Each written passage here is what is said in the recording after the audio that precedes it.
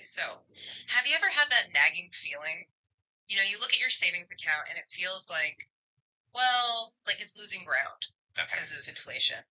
And then you think about investing and it just seems so complicated, maybe even a bit scary. Yeah, absolutely.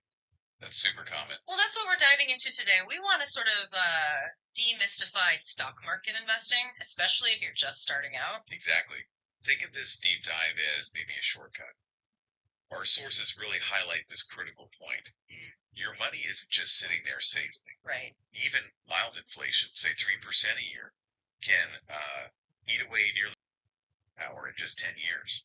It's pretty shocking when you think about it. Wow. Yeah. So what we're doing here is showing you how to fight that back, how to actually build wealth, but without getting totally overwhelmed. And it really kicks off with that moment, doesn't Yeah. it? That kind of wake-up call when you properly realize that just saving money, putting it in a savings account or a piggy bank, it's just not going to cut it long term. That's the crux of it. If saving alone isn't enough, then, well, what is? Right. And the big realization, the one we'll unpack, is that investing isn't really optional anymore for long-term security. It's essential. You've got to make your money work for you. So it's a mindset shift first, from passive saving to active investing. Precisely.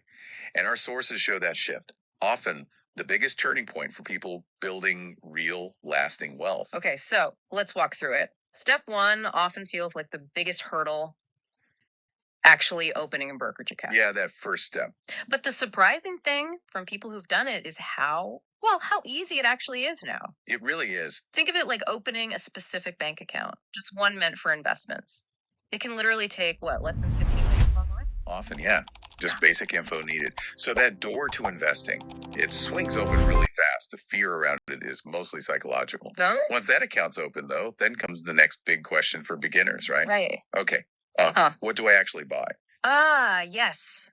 The $1 million question, or maybe the $100 question to start. Exactly. And this is where a lot of people get tripped up by, let's call it conventional wisdom, trying to pick that one perfect stock. Yeah. Feels like gambling. It basically is. It's stressful, leads to analysis paralysis, or worse, you make a bad bet. So here's where it gets interesting, and our sources are really clear on this. The best advice, especially for beginners, don't try to pick individual stocks. Right. Avoid that trap. Instead, you learn about something called ETFs, exchange traded funds. Okay, explain that a bit. Imagine an ETF, like a shopping basket.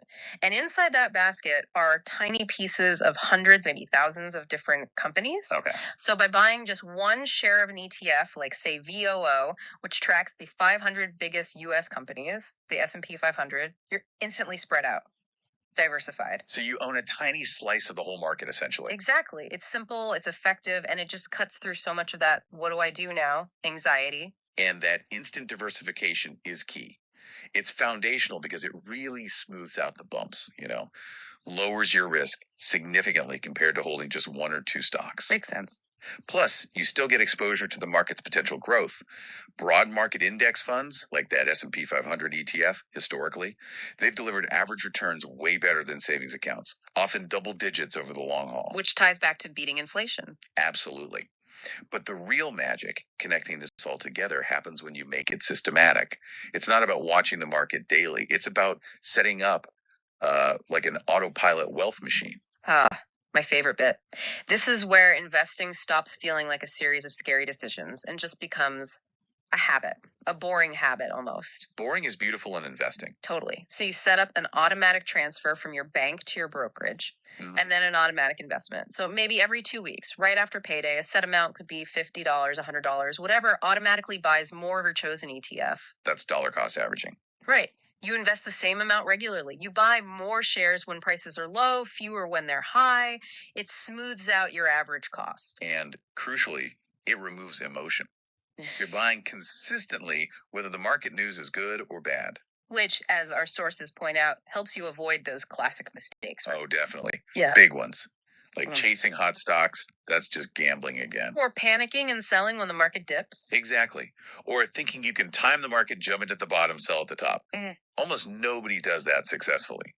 Research shows over 90% of active traders actually underperform simple index funds over time. Wow, 90%. Yeah. So this whole approach is about thinking in decades, not days, embracing that Boring is beautiful philosophy. That becomes your whole strategy. And the end result. It's not about getting rich quick. It's about steadily building this investment portfolio almost in the background.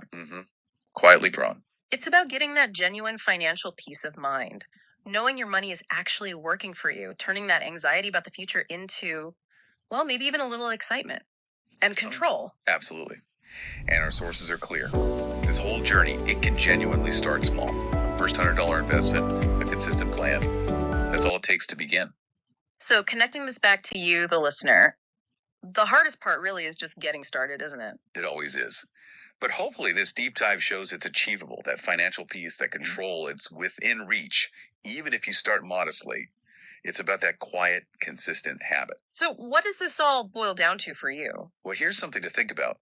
If consistently putting even a small amount of money on autopilot like this can quietly build your future wealth, what's really holding you back from making your money start working for you, starting today? Okay, let's just think for a second. What could you do with an extra $1,000? Say, 3